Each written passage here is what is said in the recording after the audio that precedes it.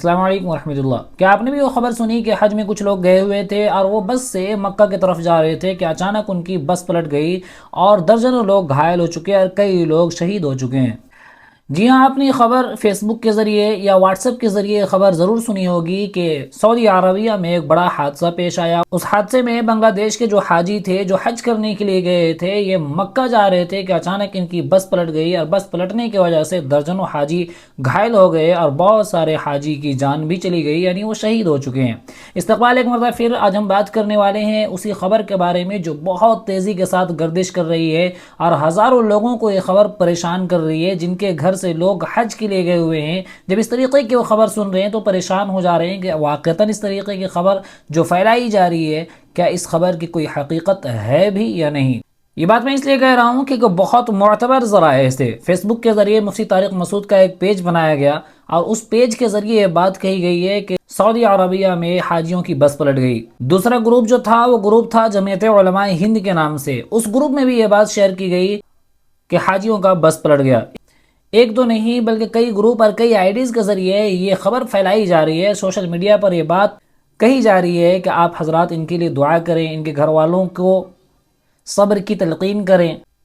اور بے شمار باتیں کہی جا رہی ہے۔ لیکن کیا آپ کو پتہ بھی ہے کہ اس طریقے کی خبر جو پھیلائی جا رہی ہے بالکل جھوٹ ہے، اس خبر کی کوئی حقیقت نہیں ہے۔ سعودی عربیہ میں 2026 میں اس طریقے کا کوئی بھی واقعہ پیش نہیں آیا ہے۔ ہاں، البتہ جنوری کے مہینے میں ایک بس پلٹی تھی جس میں 11 حاجی جو تھے وہ ساؤتھ افریقہ سے جو حج کرنے کے لیے آئے تھے، ان کی بس پلٹی تھی اور ان میں 11 حاجی جاں بحق ہوئے تھے۔ اس کے بعد سے لے کر ابھی تک کسی طریقے کا کوئی بھی حادثہ سعودی عربیہ میں نہیں ہوا۔ جیسے یہ خبر شائع ہوئی، میں نے الجزیرہ عرب ایک نیوز چینل ہے اس پہ اس بات کی تحقیق کی، وہاں سے بھی یہ بات کہی گئی کہ یہ خبر جھوٹی ہے۔ ایسے خبر کو وائرل کرنے والوں سے میری گزارش ہے، ایسے خبر کو بے سوچے سمجھے بغیر تحقیق کے آگے پھیلانے والوں سے میری گزارش ہے کہ خدا را آپ کا ایک شیئر کرنا اور آپ کا ایک غلط نیوز کو دوسرے تک پہنچانا کسی کی ماں کی نیند کو چھین لیتا ہے، کسی کے باپ کے رات کو آرام کو چھین لیتا ہے، کسی کے باپ بھائی بلکہ کسی کے گھر والوں کے چین و سکون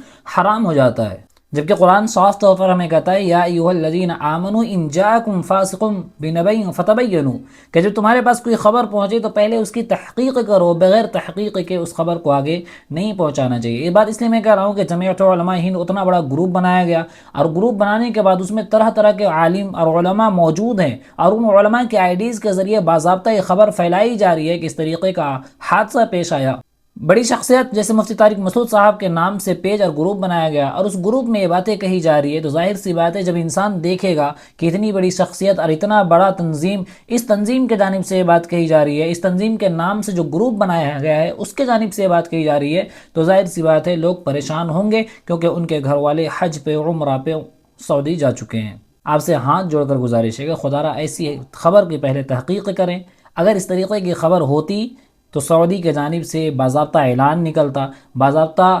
نیوز چینلوں میں اس خبر کو دکھلایا جاتا، لیکن اس طریقے کی کوئی خبر نیوز چینل میں نہیں چلائی جا رہی ہے۔ اس طریقے سے سعودی کا کوئی اپڈیٹ، سعودی کا کوئی اعلان اب تک نہیں آیا ہے۔ آپ سے گزارش ہے کہ اس ویڈیو کو دوسروں تک ضرور پہنچائیں تاکہ جن کے گھر والے وہاں گئے ہیں وہ چین اور سکون کے سانس لیں، اور اس طریقے کی غلط خبر پہنچانے والوں سے گزارش ہے کہ خدا را بغیر تحقیق کے، بغیر تصدیق کے آپ اس طریقے کی خبر کو ہرگز نہ پھیلائیں۔ انشاءاللہ پھر ملاقات ہوگی اگلی ویڈیو پر، تب تک کے لیے اجازت۔ السلام علیکم ورحمۃ اللہ، اللہ حافظ۔